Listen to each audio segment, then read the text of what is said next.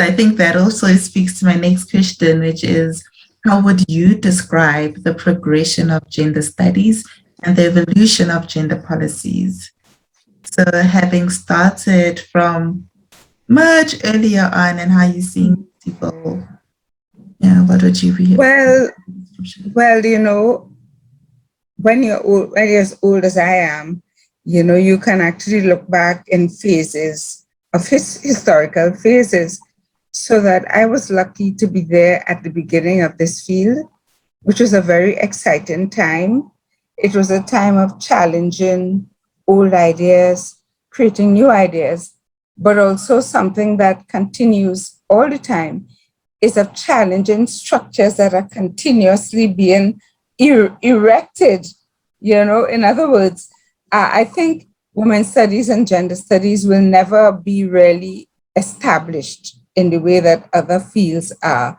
I think just like many of the fields that relate to diverse groups that have been excluded, like Africana studies, Black studies, disability studies, lesbian and gay studies, women's studies, etc. All of these fields, in a way, have to fight to maintain their space within academia. And what I have found is that you have periods when it's good and periods when it's not so good. So, for example, having gone through or still going through the kind of very neoliberal period, I think that women's studies, gender studies programs have, as well as sociology in itself, because I have argued that this period has also seen a rejection of what I refer to as the social in human life. And so that, many sociology programs are being cut, gender and women's studies programs, similarly, all these programs that in a way challenge the status quo and address the social in relation to the broad existing economic system really in a way have to fight to survive and also to consistently prove their race or death.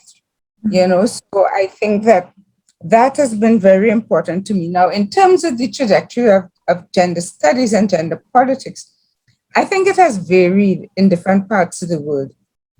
But we were fortunate in the English-speaking Caribbean that we were able to establish programs within the University of the West Indies, which is where I am based, in that we now have institutes, gender and development studies on each of our 3 main campuses.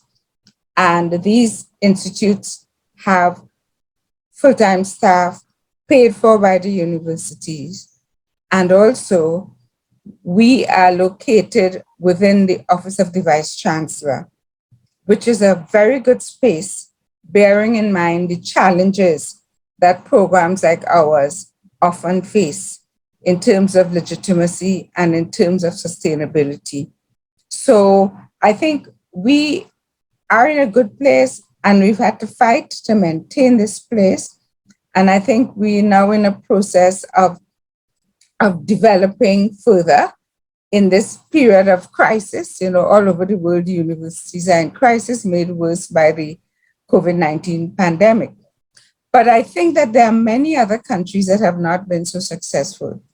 There are many parts of Europe, for example, where women's studies and gender studies programs are quite weak.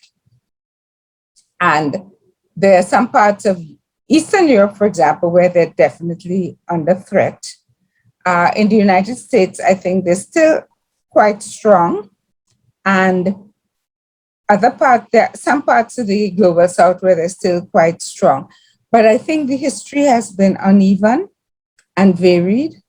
And I do believe that the formation of global networks of support are very important for the survival and the strengthening of these institutions. Certainly at the University of the West Indies, one of the factors that contributed to our development and continued strength is that we work together so that even though we're located on different campuses, And you have to understand, for us, a campus is on a different island, a different country, a different government, everything, That is, even though yeah. one university.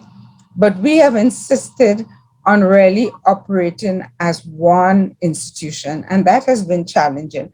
But I think for us as relatively small units, although stronger than many other parts of the world, has helped us to survive and to develop.